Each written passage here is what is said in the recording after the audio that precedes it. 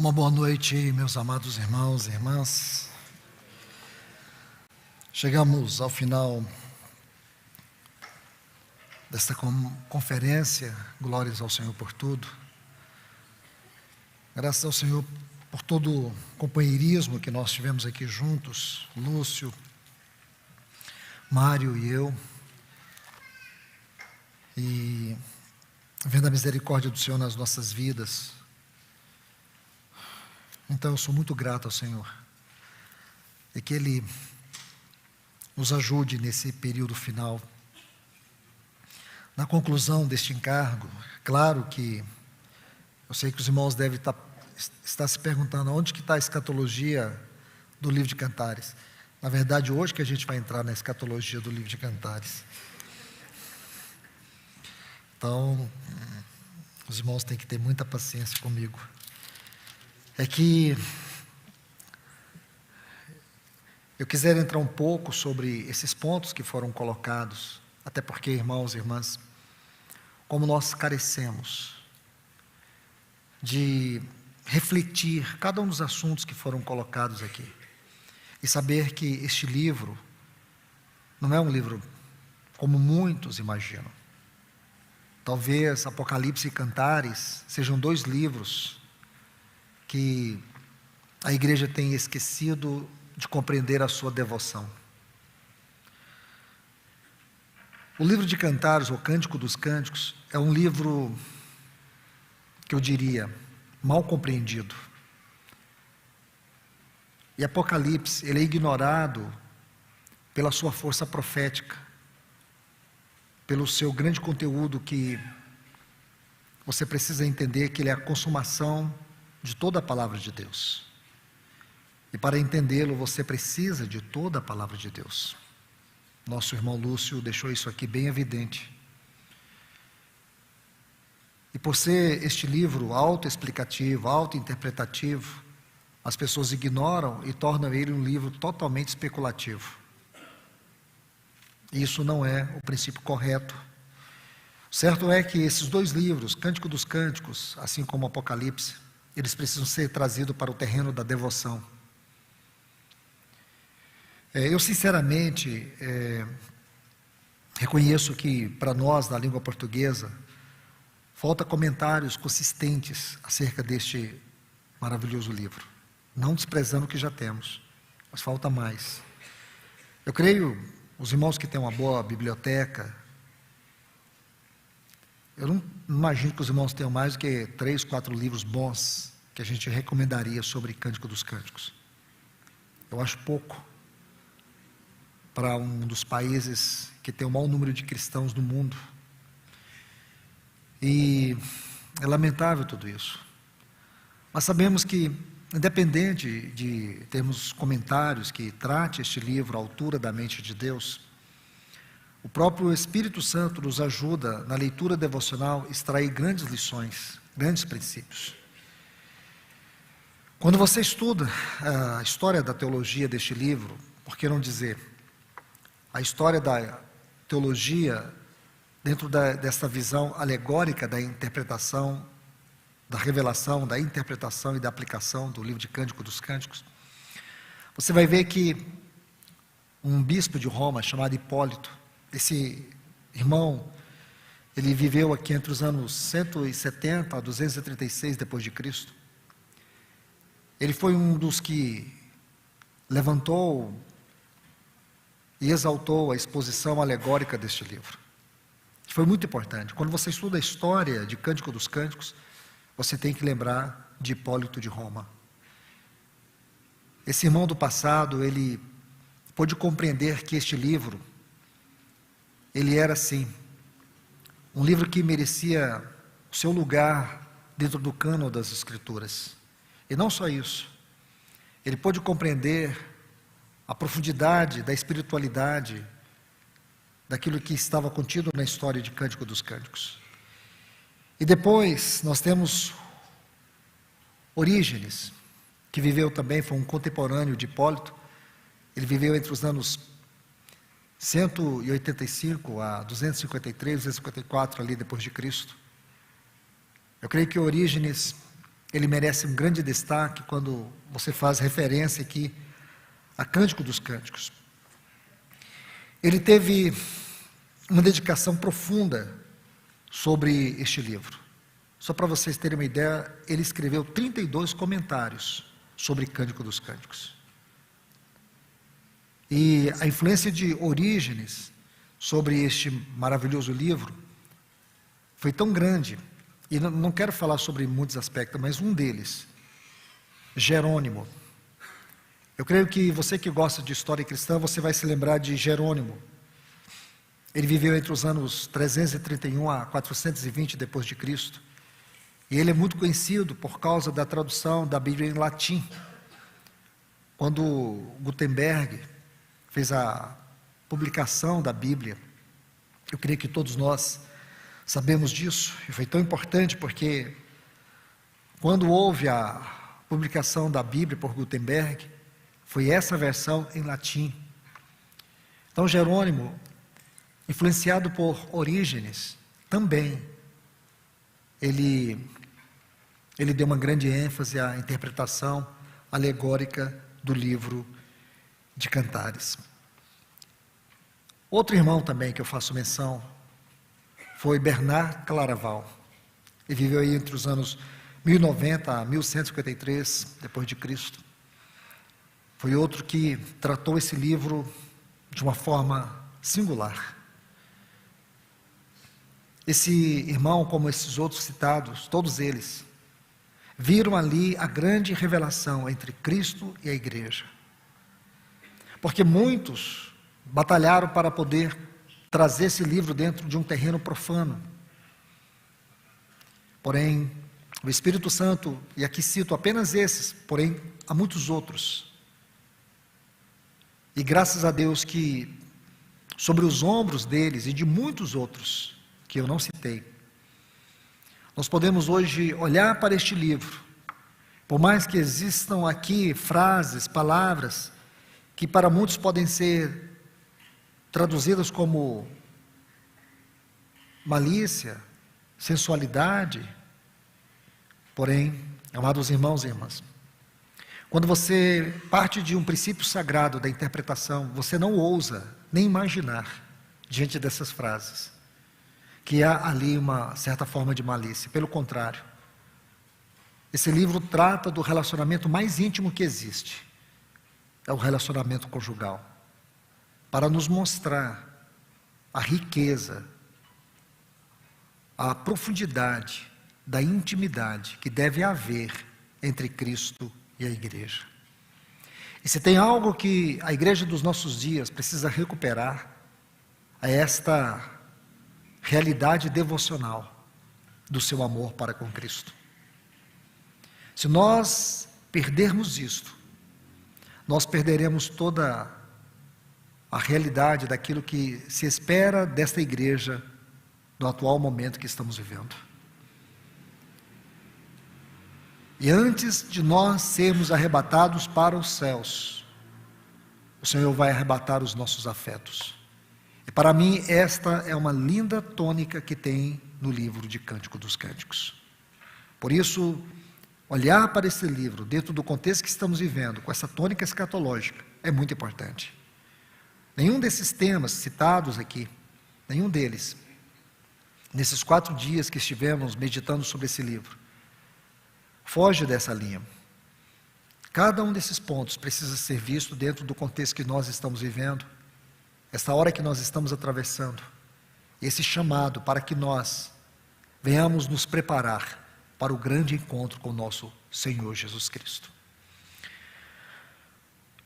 Agora, amados irmãos e irmãs, eu convido todos vocês para abrirem suas Bíblias, aqui em Cântico dos Cânticos, capítulo 3, vamos entrar um pouco nas exortações escatológicas deste maravilhoso livro.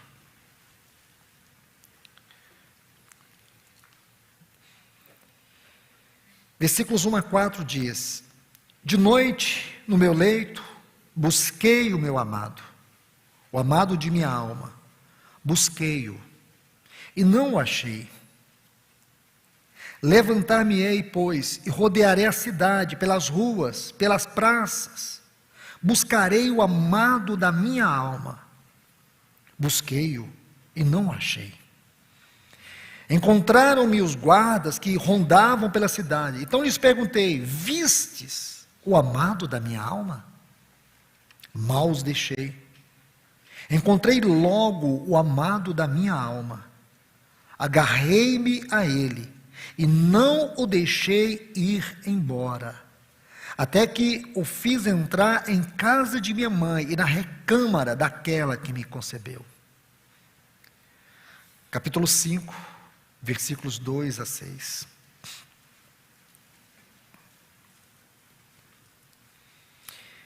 Eu dormia, mas o meu coração velava. Eis a voz do meu amado que está batendo. Abre-me, minha irmã, minha querida, pomba minha, imaculada minha, porque a minha cabeça está cheia de orvalho, os meus cabelos de gotas da noite. Já despi a minha túnica, hei de vesti-lo outra vez? Já lavei os pés, tornarei a sujá-los? O meu amado meteu a mão por uma fresta, e o meu coração se comoveu por amor dele. Levantei-me para abrir ao meu amado. As minhas mãos destilaram mirra, e os meus dedos mirra preciosa sobre as maçanetas do ferrolho.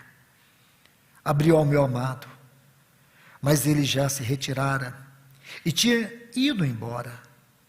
E a minha alma se derreteu quando antes ele me falou. Busquei-o e não o achei. Chamei-o e ele não me respondeu. Vamos orar. Querido Deus, amado Pai, precisamos da Tua ajuda, Senhor, sobre a leitura desses textos. Por isso te pedimos em nome de Jesus, que Teu Espírito ilumine o nosso entendimento aqui, Senhor.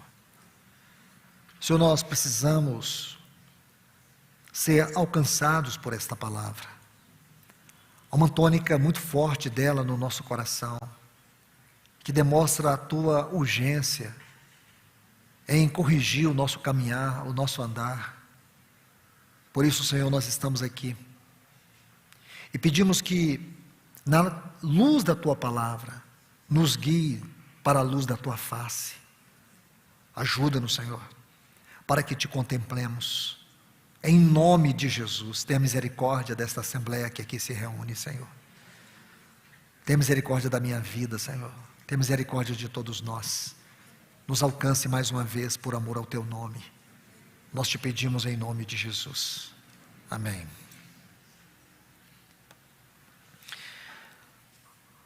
Amados irmãos e irmãs, eu creio que na simples leitura desses textos, eu creio que todos vocês puderam ver que eles fazem um paradoxo. Olhando aqui, com toda a simplicidade que há nesses textos, você vai ver dois tipos de comportamentos. No primeiro, no capítulo 3, no leito dela, à noite, quando ela buscou o seu amado, ela não o encontrou. E o que ela fez? Ela levantou. Ela levantou e ela saiu pela cidade, pelas ruas, pelas praças. Interessante que a tônica desses textos no hebraico mostra um certo desespero no coração dela. Mostra uma certa ansiedade no coração dela. É muito lindo perceber isso. Porque de repente ela está no seu leito. Ela não está dormindo. É como se, a ideia é como se ela chegasse e olhasse para o leito e não estivesse ali o seu amado. Observe bem, de noite, no meu leito, busquei o amado da minha alma, busquei-o e não o achei. Então o que ela fez? Ela saiu rapidamente. Ela saiu rapidamente e saiu pela cidade. Diz assim, e rodearei a cidade. Interessante que esta expressão no texto hebraico mostra uma disposição de alguém que está, isto é, disposta a persistir, a se esforçar, a batalhar, enquanto for possível, até encontrar aquilo que busca. Essa é a tônica, é a ideia dessa palavra. Rodearei a cidade. Aqui que está nessa frase, rodearei. Pelas ruas e pelas praças.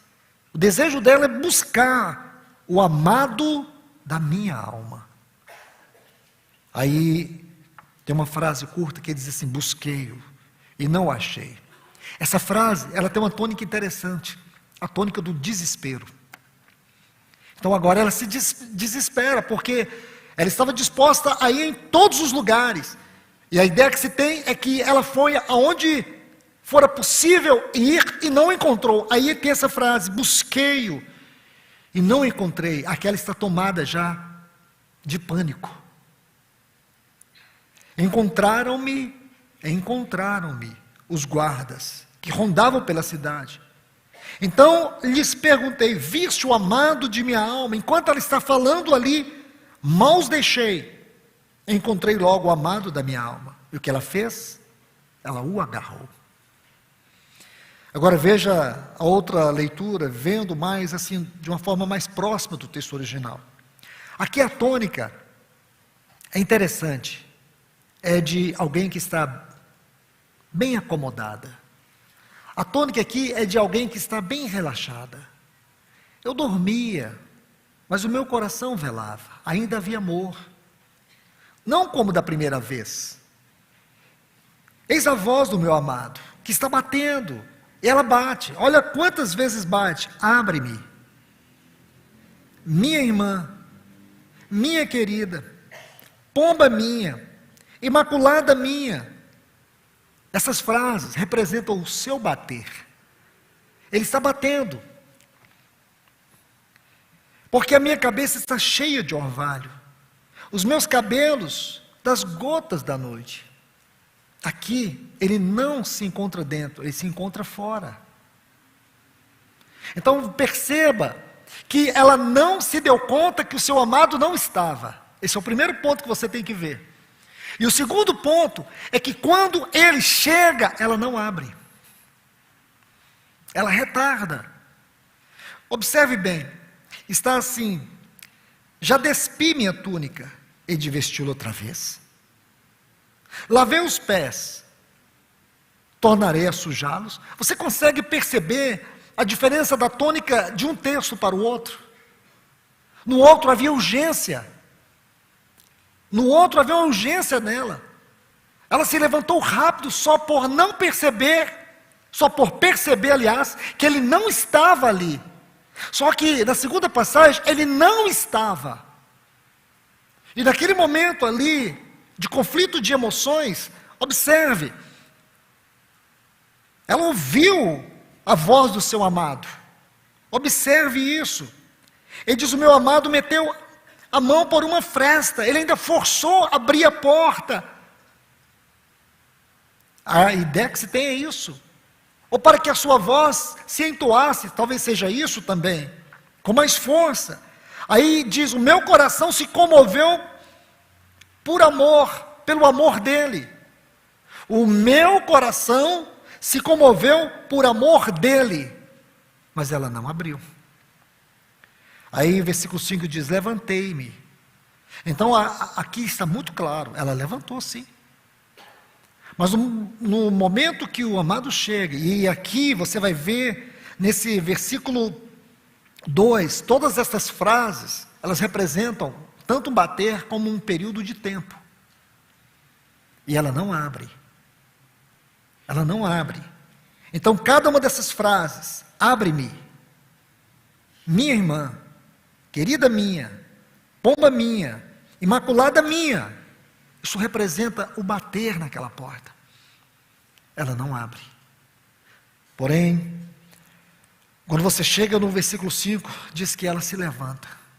E quando ela se levanta, para abrir ao meu amado, as minhas mãos destilavam mirra, e os meus dedos mirra preciosa sobre a maçaneta do ferrolho.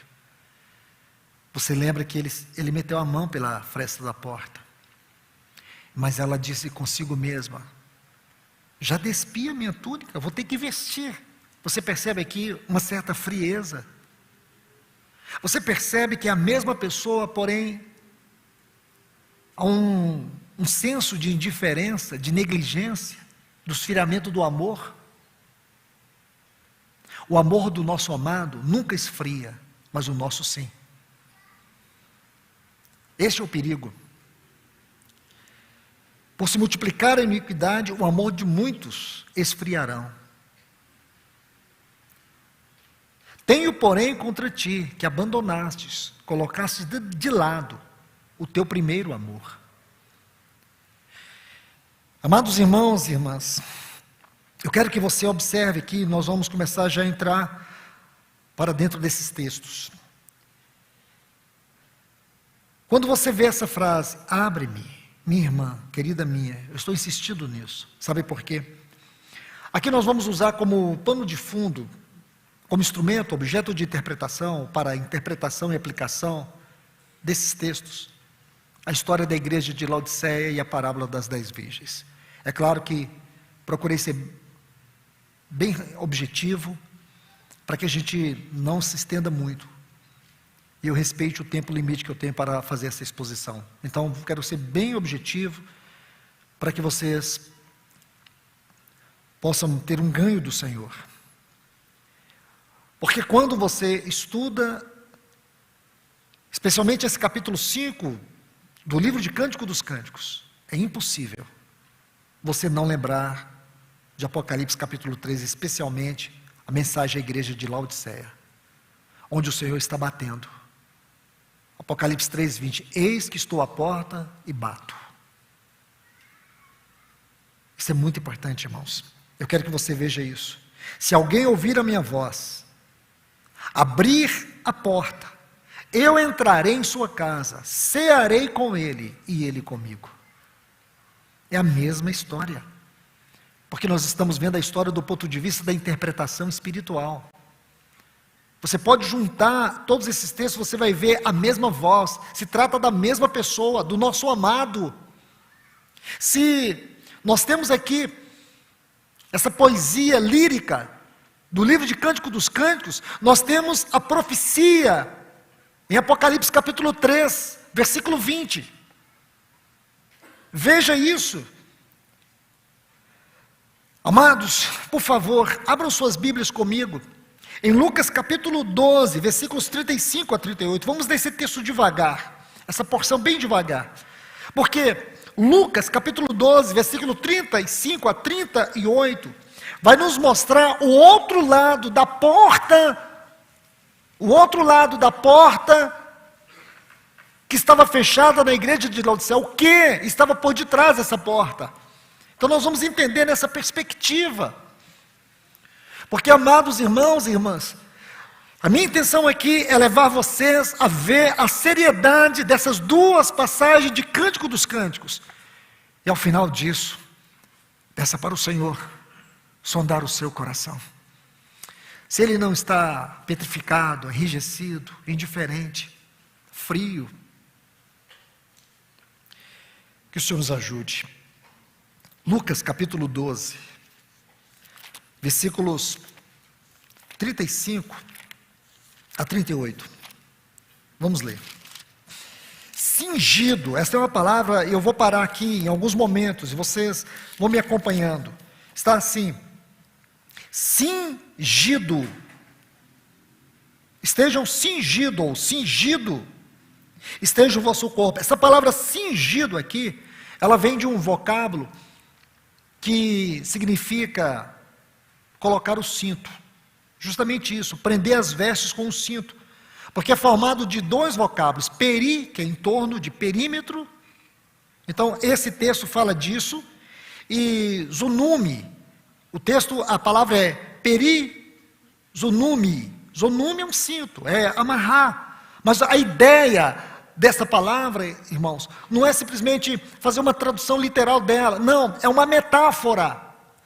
Se você olha para o texto original, você vai ver que ela foi colocada aqui para uma metáfora, daqueles que estavam cingidos com o seu cinto, isto é, prontos.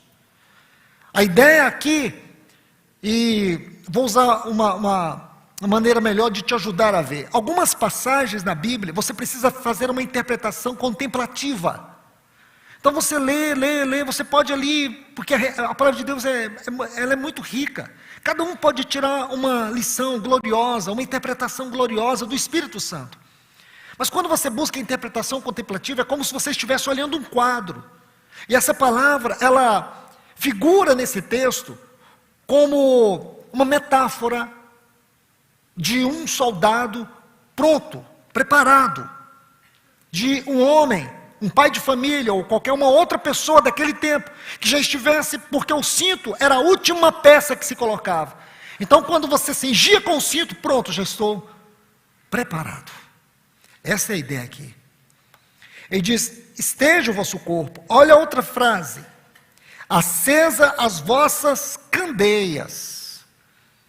Irmãos, irmãs, se você gosta, e eu sei que você ama, estudar a palavra de Deus, essa porção de Lucas, capítulo 12, versículos 35 a 38, você usa para poder interpretar a parábola das 10 virgens.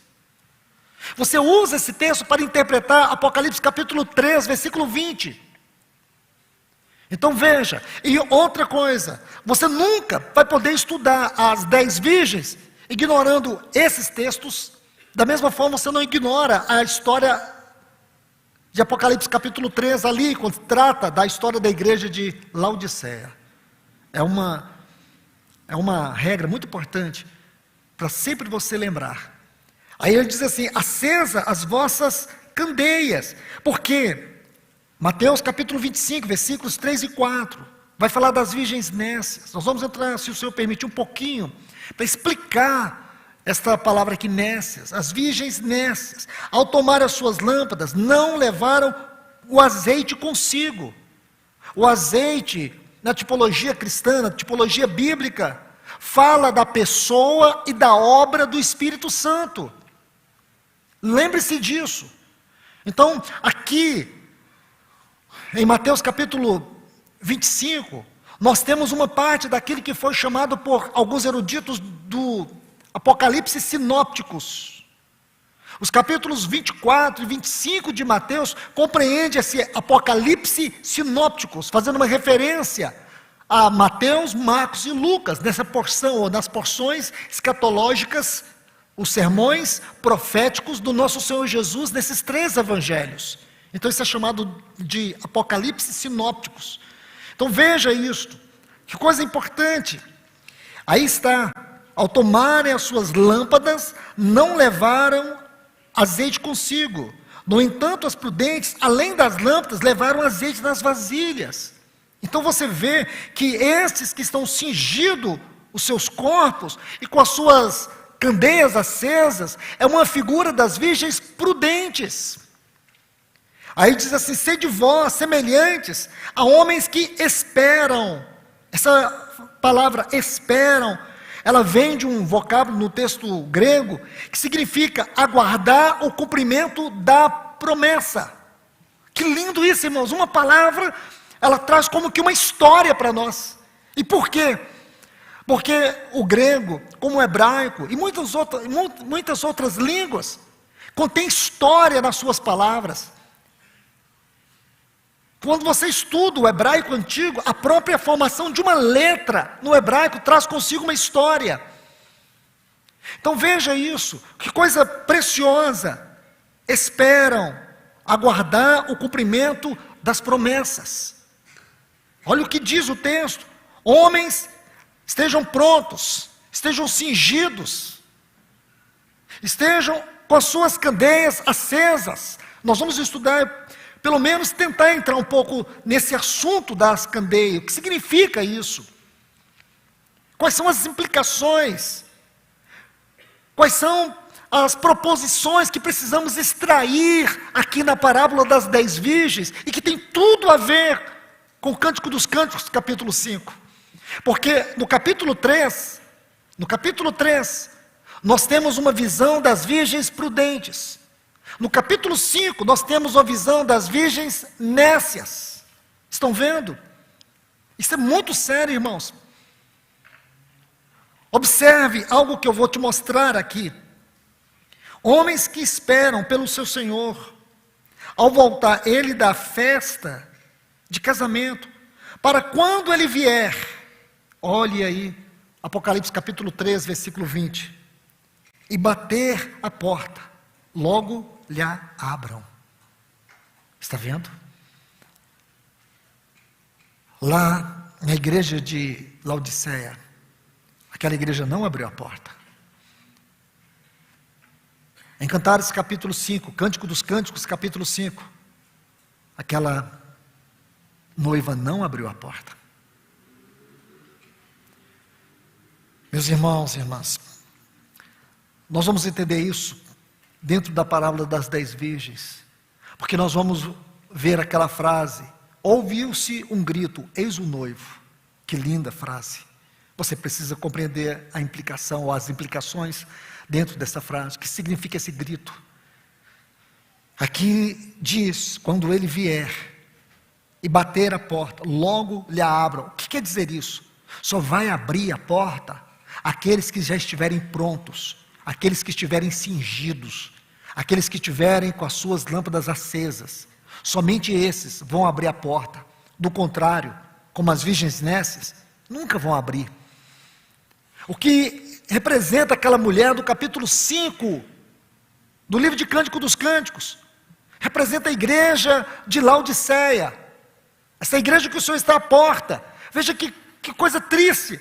Se o Senhor, Ele é o cabeça da igreja, se Ele é aquele que anda no meio dos 7 candeeiros, se as luzes daqueles candeeiros estão focando Ele tem toda a centralidade na sua igreja. A igreja é a sua casa, a igreja é a sua noiva, a igreja é o seu corpo, e Ele tem que bater na porta.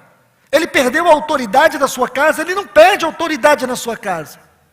Que forma de rebelião nós podemos encontrar aqui? Que triste comportamento nós podemos encontrar aqui? Amados irmãos e irmãs, o que tem roubado os seus afetos? O que tem roubado o seu tempo? O que tem roubado o seu tempo, seus afetos, suas prioridades? Nós estamos vivendo um momento extremamente delicado, onde nossa mente, nossos afetos, isto é, a nossa alma, a alma fala de mente, vontade e emoções, o que sinto, o que penso e o que quero. Você vê que o inimigo está trabalhando por meio do sistema deste mundo. E nós temos um grande inimigo hoje. Como eu disse na primeira mensagem, às vezes ele não é nem visto como inimigo, porém ele é um inimigo que age de forma sutil, porque ele vem com o propósito de nos auxiliar, automatizar a nossa vida, facilitar as coisas, nos dá agilidade para efetuarmos muitas tarefas. Ele controla muitos dos nossos movimentos. Ele nos ajuda até decidir. Se você falar perto do seu celular assim, estou precisando comprar um micro-ondas.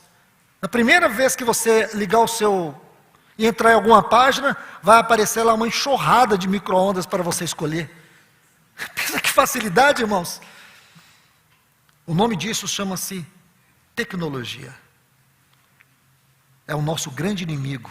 Quem imaginaria, irmãos? Porque você vai dizer, não, irmão, você está enganado. A Bíblia não diz isso.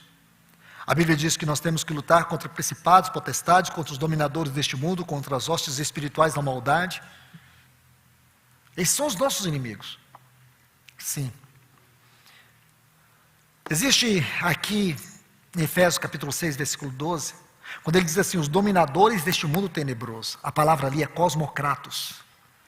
Esses demônios, eles agem em toda forma e sistema que opera no mundo hoje. Esses cosmocratos, essa força que atua no cosmos, no arranjo das coisas. E você está ignorando isso? Irmãos, eu vou colocar aqui como forma de sugestão. Escute, como forma de sugestão. Se você disser, o Luiz Fontes disse que o celular é o anticristo, você vai se ver com Deus. Abra sua Bíblia aqui, por favor, em Apocalipse capítulo 13. Vamos ler os versículos 16 e 18, como forma de sugestão para vocês refletirem aos pés do Senhor. E quando você estiver sozinho com a sua tecnologia, aí é bom você refletir também. Diz assim: a todos os pequenos e grandes, ricos e pobres, livres e escravos. Apocalipse capítulo 13, versículos 16 a 18. Fez que lhe fosse dada uma marca na mão direita, ou na testa. Está vendo, irmãos? É uma sugestão. A fim de que ninguém pudesse comprar ou vender, senão o que tivesse a marca, o nome da besta ou o número do seu nome. Aqui está a sabedoria. Aquele que tem inteligência, calcule o número da besta, porque é número de homem, e o seu número é 666. Não quero fazer nenhuma exposição sobre esse texto, mas como forma de sugestão para vocês imaginar. O que tem, irmãos, tomado toda a nossa vida? Eu estou falando nossa aqui porque eu estou incluído lá no meio. Todos nós. Eu disse isso há pouco tempo. O celular hoje a gente admite, é uma parte do nosso corpo fora de nós. Hoje tem doenças que estão sendo estudadas, que a psiquiatria tem procurado entender. Doenças que são derivadas do uso ou do mau uso dessas tecnologias. Alguns transtornos que surgiram há pouco tempo, que eles estão buscando ferramentas ou instrumentos, ou por meio da neurociência, para poder entender o que está acontecendo com a humanidade. Há um jornalista cristão americano, Tony Hagen, ele tem escrito alguns livros sobre essa questão da tecnologia. Em um dos seus livros, ele menciona uma mulher, uma moça muito famosa, uma modelo muito famosa, chamada Essena O'Neal. Eu já citei isso em algumas palavras que compartilhei em alguns lugares, alguns aqui até já me ouviram falar sobre isso. E essa moça, ela foi levada por essa onda que tem varrido o planeta Terra, que é o desespero, ou é a síndrome da celebridade instantânea. Só que ela se tornou uma celebridade mundial. Aos 17 anos, ela já tinha milhares e milhares de seguidores. Ela tinha que passar o dia, toda a sua rotina, desde que acordava até o anoitecer, ela tinha que tirar fotos. E as suas fotos ela tinha que postar. E chegou o momento que ela foi desenvolvendo certos transtornos. Quando ela percebia que quando ia numa cafeteria, tirava uma foto, a foto de hoje tinha menos curtidas do que a cafeteria que ela esteve ontem. E ela foi desenvolvendo transtornos. E aos 19 anos, quando ela foi assinar o maior contrato da vida dela, ela interrompeu tudo, apagou suas redes sociais, desapareceu. E hoje ela tenta ajudar jovens a se libertarem desse mundo corrosivo da tecnologia. Eu não estou dizendo, irmãos, que o celular é o anticristo, está bem claro aqui, registrado. Mas eu te falo, ele faz parte do sistema do anticristo. Eu não estou dizendo que ele é do diabo. Eu até me atrevo a dizer que é uma ferramenta que Deus tem nos dado, mas que o diabo entrou, assim como ele entrou no jardim do Éden.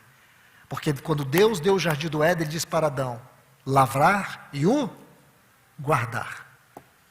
Isso envolve responsabilidade espiritual. E muitos cristãos não têm. É muito comum, em algumas comunidades, eu ouço muito isso. A família vai para a praia, e ali o casal tira 500 fotos, coloca na internet, e se espalha no meio da comunidade. Os irmãos sabem tudo o que aconteceu. Aqui nesse livro maravilhoso de Cântico dos Cânticos, capítulo 4, versículo 12, diz assim: jardim fechado és tu, amada minha. Hoje, irmãos, nós não temos mais vida privada. Essa compulsão pelo narcisismo digital, esse desespero de ser uma celebridade, de ser entendido em qualquer coisa, tudo isso tem sido uma forma que o inimigo tem destruído vidas, tem destruído casamentos, tem destruído jovens.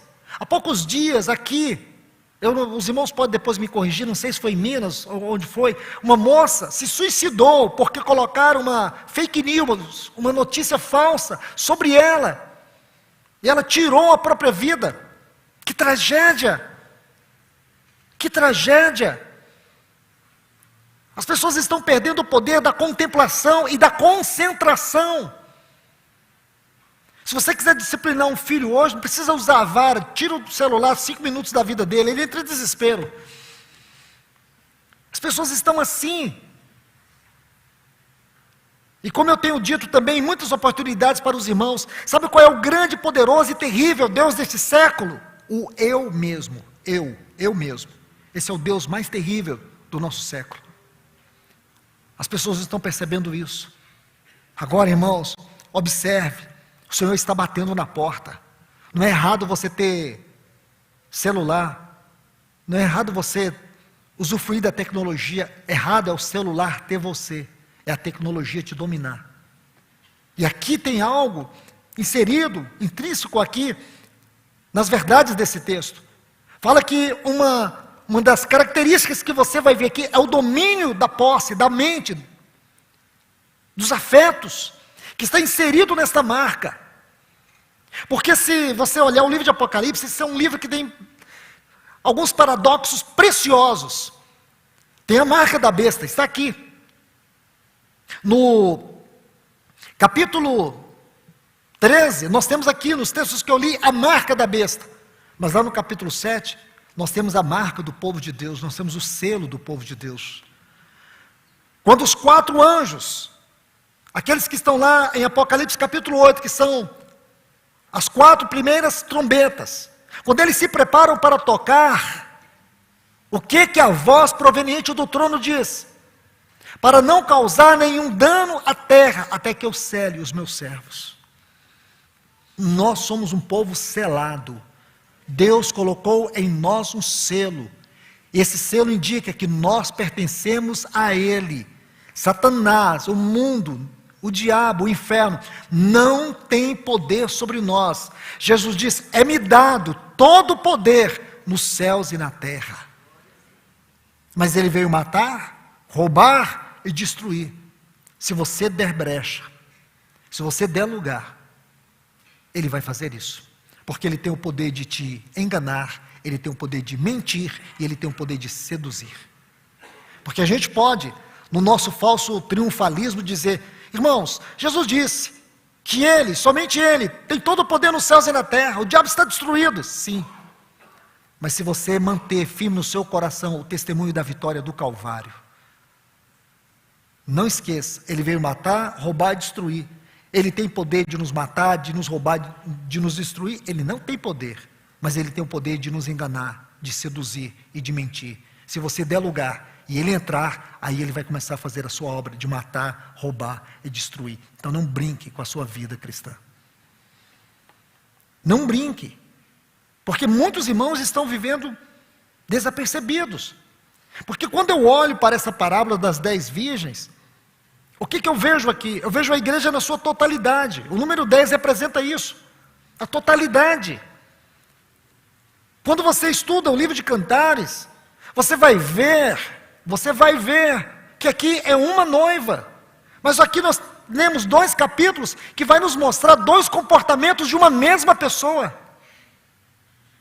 Você estuda a igreja de Filadélfia, estuda a igreja de Laodiceia, você vai ver que essas 2 igrejas, elas fazem um paradoxo. Em Laodiceia, o Senhor tem uma porta aberta. Me perdoe. Em Filadélfia, o Senhor tem uma porta aberta. Em Laodiceia, a porta está fechada. A igreja de Filadélfia, ela reconhecia a sua fraqueza. O Senhor mesmo diz que essa igreja, ela mesmo se dizia que era fraca.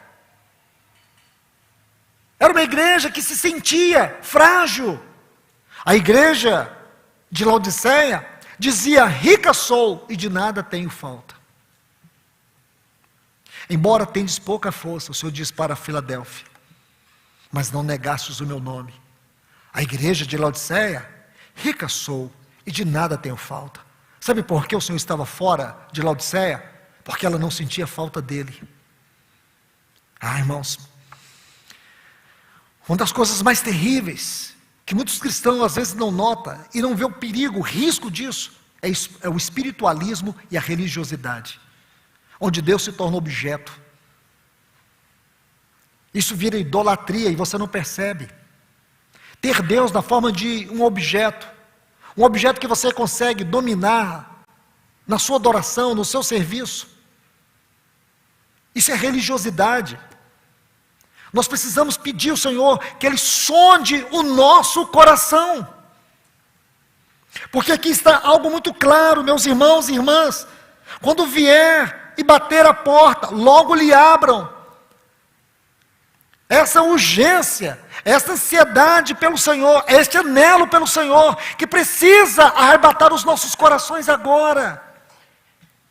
Nossos corações precisam ser arrebatados agora, os nossos afetos. Isso é muito importante. No versículo 37, aqui de Lucas 12, diz assim: bem-aventurado aquele servo a quem o Senhor, quando vier, os encontre vigilantes. Amados irmãos e irmãs, se você quer fazer um estudo bem profundo do capítulo 25 de Mateus, você precisa prestar muita atenção no capítulo 24, especialmente a partir do versículo 44, quando ele vai tratar sobre aquele servo prudente, em primeiro lugar. Depois você vai ver que aquele mesmo servo prudente, ele pode ser um servo infiel. Está lá. E você vai ver que este é um pano de fundo para você entender a parábola das 10 virgens. E o Senhor vai concluir todo este quadro expositivo com a parábola dos talentos. Então você junta todas estas parábolas, você vai ter um quadro só. E a sua interpretação daquilo que Deus está falando, do ponto de vista da escatologia, vai se ampliar no seu coração. Então você vai ver que no capítulo 24, versículo 42, está assim. E encorajo você a anotar esses dois textos, colocar eles juntos. Se você tiver como colocar isso na sua Bíblia, com cuidado, para ficar bem organizado. Mateus capítulo 24, versículo 42, está assim: portanto, vigiai, porque não sabeis em que dia vem o vosso Senhor. E depois, no capítulo 25, ele diz: vigiai, porque não sabeis o dia e nem a hora. Está vendo? Só que se você observar o contexto desses dois textos, você vai perceber que em Mateus 24, 42, a ênfase está no tempo. A palavra aqui é cronos, cronologia. Sabe o que essa palavra está dizendo para mim e para você? Em todo tempo, a todo momento, que é o mesmo texto que está ali em Lucas 12, 35, cingido, seja os vossos lombos, acesas, as vossas candeias, estejam prontos, o tempo todo. Não, irmãos, não se deixe se levar pela onda da cultura, desse cristianismo degradado. Permita que o Espírito Santo constranja o seu coração. Permita que o Senhor ganhe a sua vida de uma maneira muito especial. Comece a tirar toda a quinquilharia do seu coração, da sua mente. Porque aqui no versículo 13 do capítulo 25, quando ele diz: vigiai, pois, porque não sabeis o dia nem a hora. Aqui há uma outra palavra que não é cronos, é kairos. É quando o ato vai acontecer. Então, por um lado, existe um tempo de espaço. Nós não sabemos quanto tempo vai durar. Isso está no versículo 42 do capítulo 24. Nós não sabemos o tempo que vai durar. Temos que vigiar o tempo todo. Porém, quando você chega aqui no capítulo 25, o versículo 13, quando ele diz vigiai, o sentido aqui é o momento. O primeiro é o tempo. O segundo é o momento. Você tem que estar pronto. Compreende, irmãos? Então deixe-me levar você a fazer uma reflexão. Aí é você e Deus. Aí é você debaixo da luz do Senhor. Se o Senhor tivesse vindo ontem arrebatar a igreja, você estava pronto?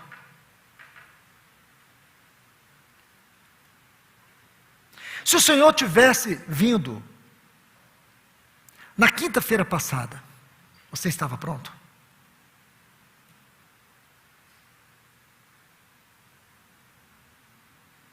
Será que você ainda vai deixar o tempo passar e não vai se aprontar? Amados irmãos, com essa pergunta eu quero entrar um pouco aqui para dentro da parábola das 10 virgens. Abra sua Bíblia em Mateus capítulo 25. Mateus capítulo 25, vamos entrar um pouco aqui. Já estamos na parte final, mas eu vou tentar ser bem objetivo, irmãos. Eu não tenho essa coragem que o Mário e o Lúcio tiveram de pedir alguns minutos para vocês. Porque já estamos no final dessa conferência e acho que a paciência de vocês já está aqui. Mas tenham misericórdia de mim, irmãos. Vou tentar ser bem preciso aqui nas colocações. Mateus capítulo 25 diz assim: então o reino do céu será semelhante a 10 virgens, que tomando as suas lâmpadas, está vendo aqui? Tomando as suas lâmpadas,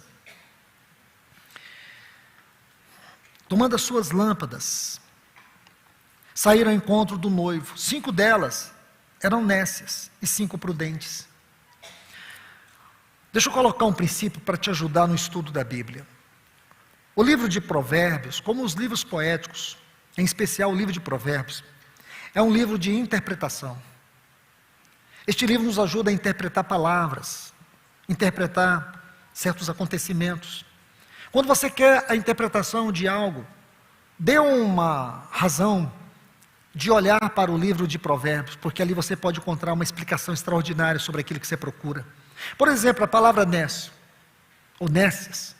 Se você quer estudar essa palavra, eu já te adianto, o melhor lugar de você estudar essa palavra está no livro de Provérbios. São 20 ocorrências dessa palavra, segundo o texto original.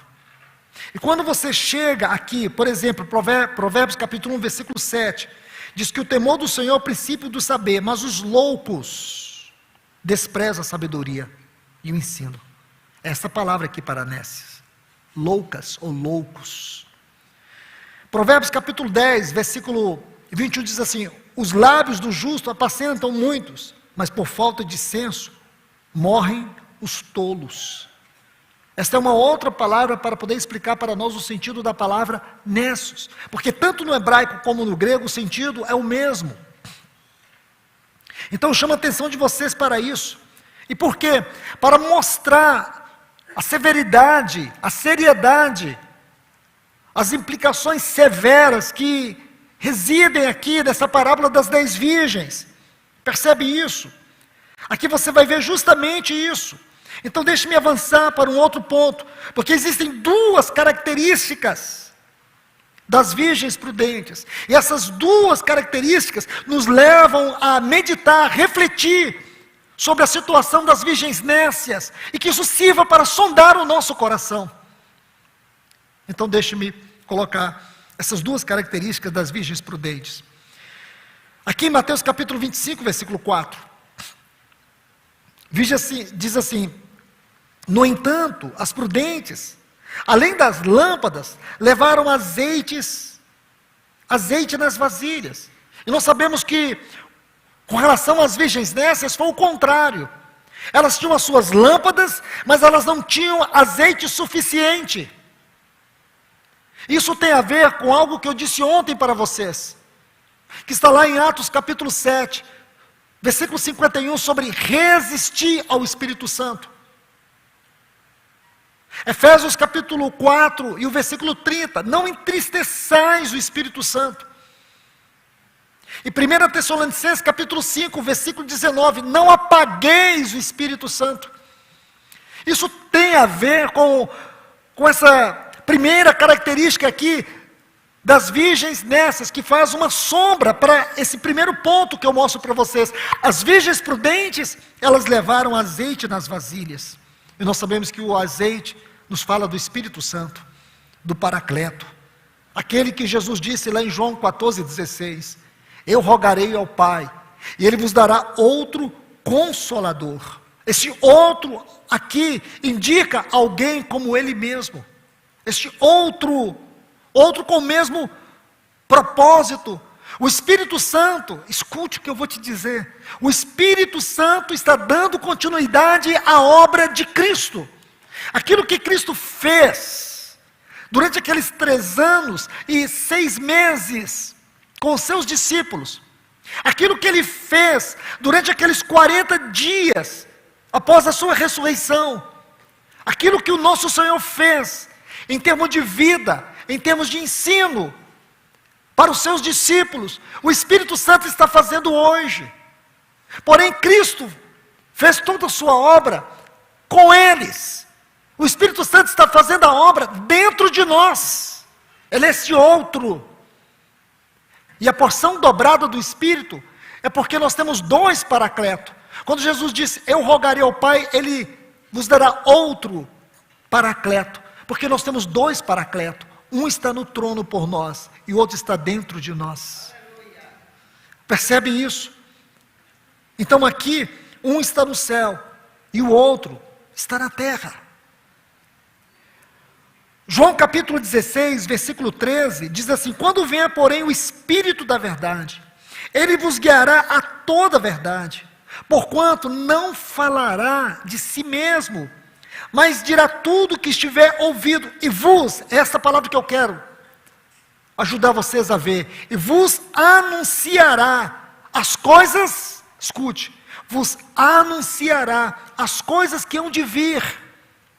Irmãos, como que o Espírito Santo pode me alertar? Como eu posso me preparar sem Ele? Você não vai conseguir se preparar sem o Espírito Santo.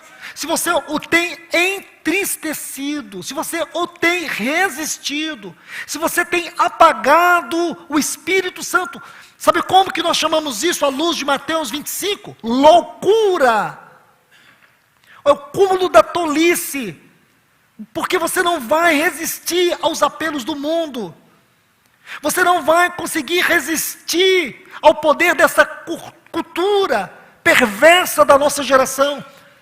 Mas se você tiver o Espírito Santo dentro de você, habitando, não entristecido, mas se Ele estiver comunicando Cristo, testemunhando Cristo, aplicando Cristo, vou usar uma palavra aqui, você vai saber traduzir, substantificando tudo que Cristo ensinou, te lembrando de tudo que Cristo fez, ensinou. Isso é substantificar, é trazer a realidade de toda a obra de Cristo para dentro de você. Você o terá, e você pode dizer que você está cheio do Espírito.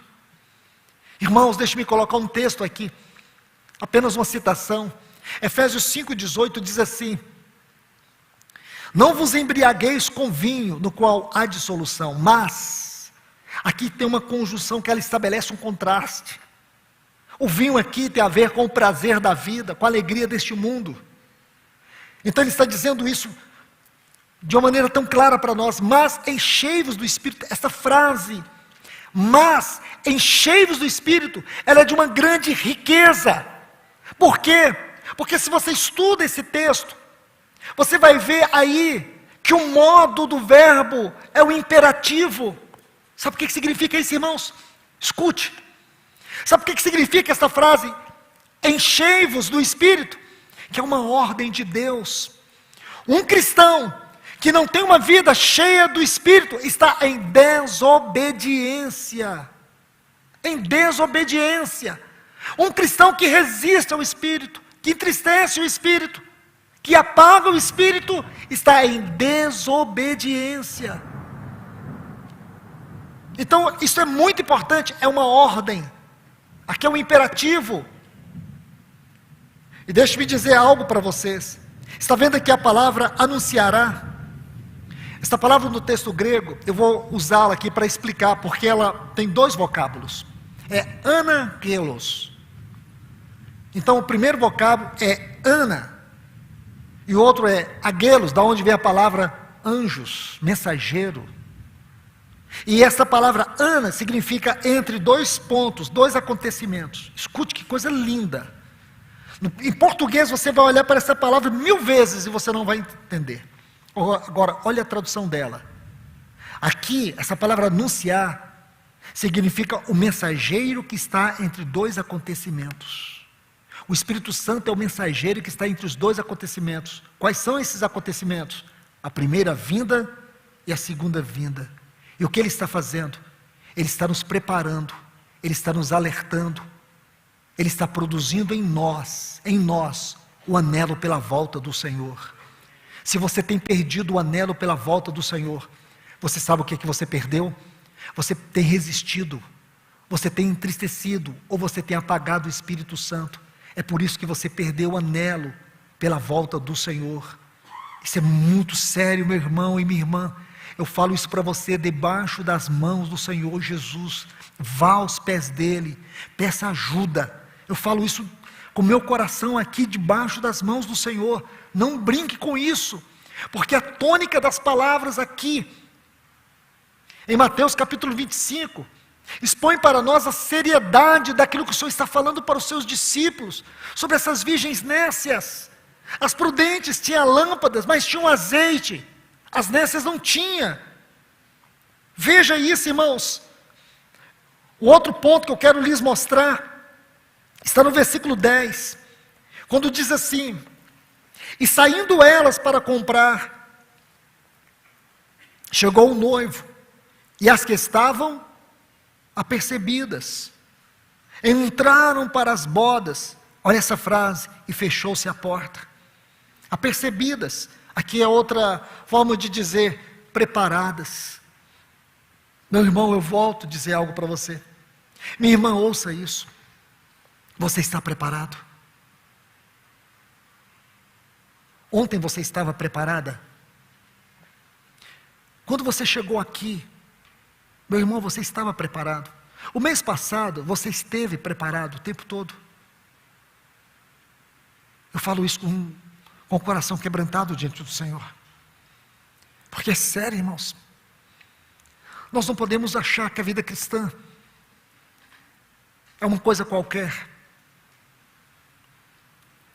A vida cristã é uma dádiva indescritível. A vida cristã é o resumo de tudo aquilo que implica a vida de Cristo. A dádiva da vida de Cristo, as glórias da vida de Cristo, da sua obra, da sua pessoa. Isso é vida cristã. Não é um passatempo. Você não é um homem qualquer, você não é uma mulher qualquer. Você precisa entender isso. O Senhor está voltando para você, e você está preparado? Você está preparado, ou você está como aquela mulher de Cantares, capítulo 5, você está dormindo? Ele está falando com você. Observe isso. As que estavam apercebidas. Lucas 12:40 diz assim: vós, pois, também estáis preparados, porque a hora em que não penseis, o Filho do Homem virá. Isso é uma advertência para nós. A hora que você não cuidar, você nem imagina, Ele vem. Você pode estar achando que Ele está tardando. Não. É você, é eu que podemos estar tardando, atrasando. Tem um texto lá em Amós, capítulo 4, versículo 12, que diz: prepara-te, ó Israel, para encontrares com o Senhor teu Deus. Meu irmão, responda aí para você mesmo. Você tem se preparado? Você está preparado? Veja essa última frase aqui: fechou-se a porta. Vamos lembrar aqui, Cântico dos Cânticos, capítulo 5, versículo 2. Eu dormia, eis a voz do meu amado, que está batendo. Apocalipse capítulo 3, versículo 20. Eis que estou à porta e bato. Veja Mateus capítulo 25, 11. Depois vieram as outras virgens, as nécias, e disseram: Senhor, Senhor, abre-nos a porta. Está vendo, irmãos? Agora, o contraste aqui entre Mateus e a igreja de Laodiceia, que não é mais o Senhor que está batendo na porta. Quem está batendo na porta é ela. Hoje Ele está batendo. Hoje o Espírito Santo está tocando um trombone no nosso coração para nos acordar, para nos despertar do sono, da negligência. Lucas, Vai nos dizer assim no capítulo 13, versículo 25. Lucas 13, 25. Quando o dono da casa se tiver levantado e houver fechado a porta, e vós, do lado de fora, começardes a bater dizendo: Senhor, abre-nos a porta. Ele vos responderá: não sei quem sois. Eu quero aqui pegar um texto que está em Provérbios, capítulo 8, versículo 34. Como eu disse, eu uso muito provérbio, gostaria que você observasse isso para a sua vida. É um livro de interpretação. Então, quando eu quero interpretar algo, quando a gente busca interpretar algo, é nesses livros que nós conseguimos tanta riqueza de interpretação. Provérbios 8, 31, diz assim: feliz o homem que dá ouvidos, velando dia a dia as minhas portas, esperando as ombreiras da minha entrada. Isso aqui tem que ser traduzido, irmãos, porque é lindo. Primeiro eu quero que você observe a palavra aqui, velando. Sabe o que significa essa palavra? Nós falamos muito aqui, eu falei muito ela aqui nesta noite. É vigiar, é se manter acordado. Sabe qual é o grande desafio nosso aqui nesse tempo, irmãos? Deixa eu te dizer, é nos manter acordados, é nos manter vigilantes. Sabe o que o inimigo faz quando ele usa todo o poder da tecnologia, que tem sido controlada pelo sistema, de alguma forma, muito daquilo que chamamos de tecnologia, quando ela começa a te dominar, não é quando você a domina, não é quando você tem um celular, é quando o celular tem você. Quando essa tecnologia te possui, ela te atrai, depois ela te distrai, e por último ela te destrói. E aqui, nesta palavra velando, significa se manter acordado, mas não é só isso, é se manter em alerta. Oh, que coisa linda, irmãos. Feliz é o homem que se mantém alerta. Felizes são aqueles que não estão dormindo nessa hora. Felizes são aqueles que estão discernindo esse tempo.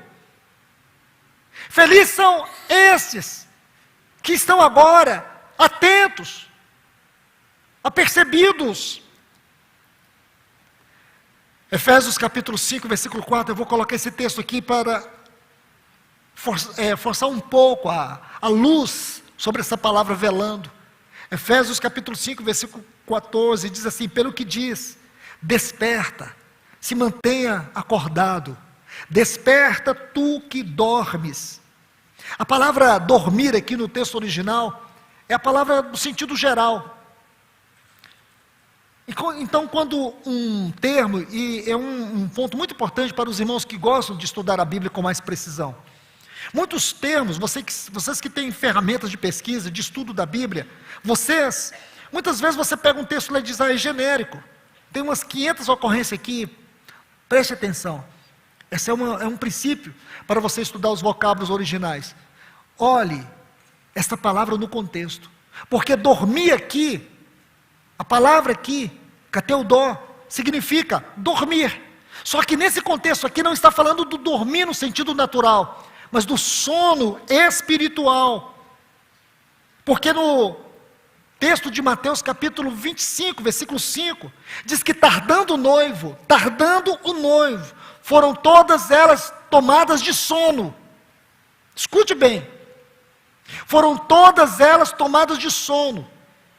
Então, se eu tomo esta palavra sono em Mateus 25, 5, e eu olho à luz de Efésios 5, 14, eu posso dizer assim: todas elas estavam dormindo, porém o sono das virgens prudentes era natural, e o sono das virgens nécias era espiritual.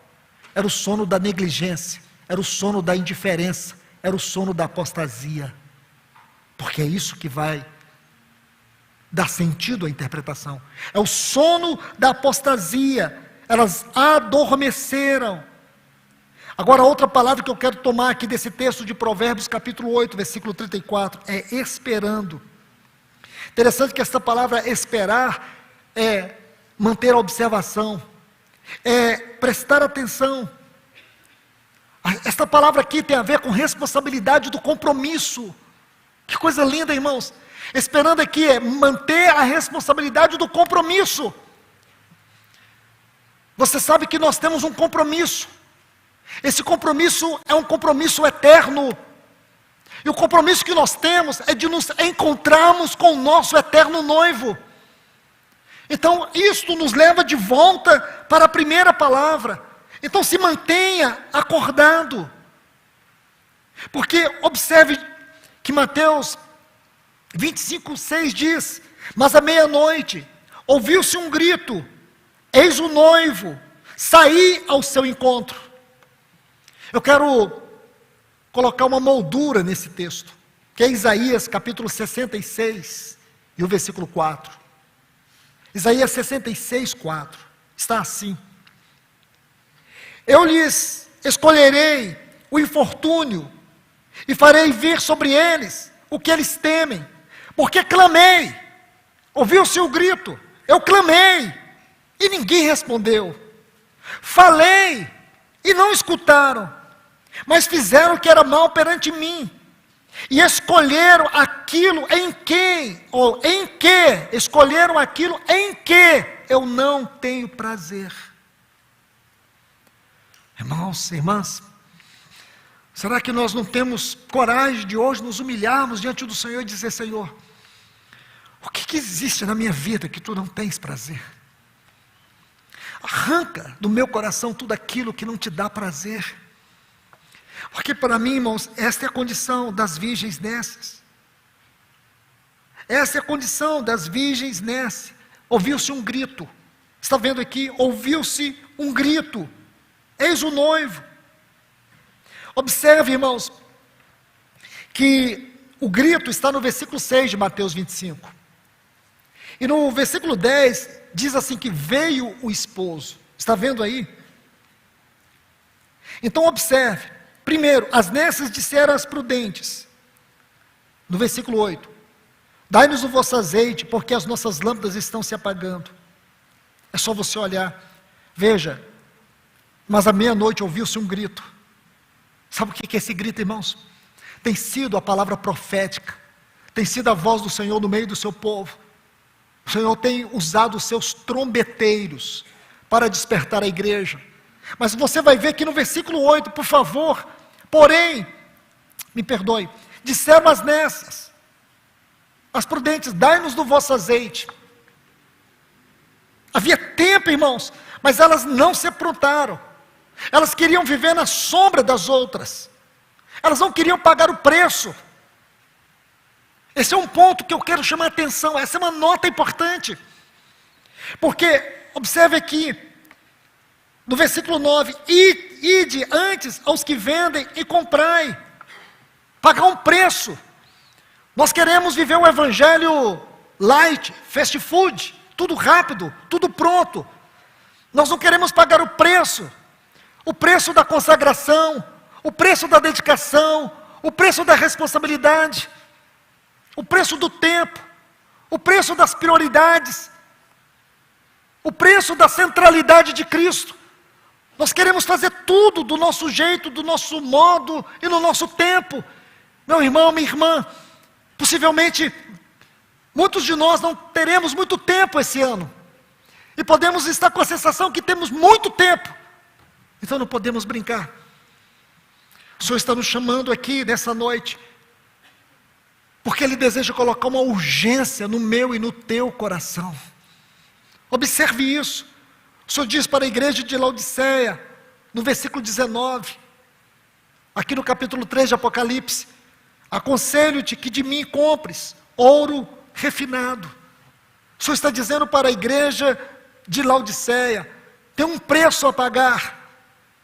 Será que você e eu estamos dispostos? Amados irmãos, amadas irmãs, eu quero deixar essa palavra de exortação para todos nós. Que eu e você não sejamos como aquela mulher do capítulo 5 de Cântico dos Cânticos. Mas se você se encontra nessa condição, eu tenho algo para te dizer. Peço ao Senhor que sonde de maneira profunda os labirintos secretos do seu coração. Peço ao Senhor que entre nos porões escuros da sua alma. Que você possa ser ajudada nesta noite. tudo aquilo que o Senhor trouxe para você durante essa semana, seja esse grito, esse trombone, essa voz profética, dizendo para você: prepara-te, apronta a sua vida, não perca a hora. Nós chegamos no momento final da nossa dispensação, não sabemos ainda quanto tempo teremos. Pelo que nós ouvimos aqui do irmão Mário, com aqueles slides que ele expôs aqui para nós, com a mensagem do dia seguinte, se você crê que a igreja não vai passar pela grande tribulação, então você precisa ser tomado de um senso de extrema urgência. Agora, independente, como ele mesmo disse, se você crê que a igreja vai passar, da mesma forma você tem que estar preparado. Porque os dias que vivemos são dias maus e trabalhosos. Que o Senhor arrebate os nossos afetos. Que o Senhor nos ajude, meus amados irmãos e irmãs. Que essa palavra perfure a sua alma nesta noite. Que o Senhor nos ajude. Que Deus vos abençoe. Vamos orar. Pai, no nome de Jesus, Senhor, tem misericórdia de nós, tem misericórdia do teu povo, da tua igreja, que nesses dias o Senhor os moveu para este lugar. Senhor, nós estivemos aqui por causa das tuas mãos que nos conduziu. O Senhor trouxe aqui aqueles os quais o Senhor quis entregar estas palavras, que constituem um só falar teu. Então que esta palavra penetre em cada coração nesta noite. Ajuda-nos, Senhor. Vá nos lugares mais escuros e secretos da nossa alma. Exponha tudo aquilo que o Senhor não tem prazer dentro de nós. Ajuda-nos, Senhor. Nós precisamos do teu socorro. Não queremos magoar, não queremos resistir, não queremos entristecer, não queremos que o teu Espírito se apague dentro de nós. Nós não queremos, Senhor, perder esta hora. Ajuda-nos, Senhor, que possamos ouvir este grito no nosso coração: eis o noivo, saí ao seu encontro. Que o nosso viver possa ser um correr para o teu encontro, Senhor. Muda a nossa direção, muda a nossa rota, muda a nossa maneira de viver, muda as nossas prioridades, muda as nossas preferências. Nos liberta, Senhor, da escravidão, da tecnologia, de tudo aquilo que tem roubado os nossos afetos. Ajuda-nos, Senhor. Encha-nos do teu Espírito, Senhor. Inunda a nossa vida da presença do teu Espírito Santo. Porque só Ele pode nos preparar. Só Ele pode nos ajudar. E Ele veio aqui para anunciar as coisas que virão. Então, Senhor, que Ele proclame isso dentro de cada um de nós. Nós te agradecemos em nome de Jesus. Amém. Que Deus vos abençoe, meus irmãos e irmãs.